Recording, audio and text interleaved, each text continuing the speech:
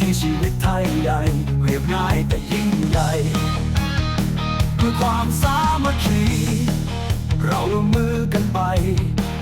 ฟ้ากว้างไกลคือที่ที่เราฝากใจ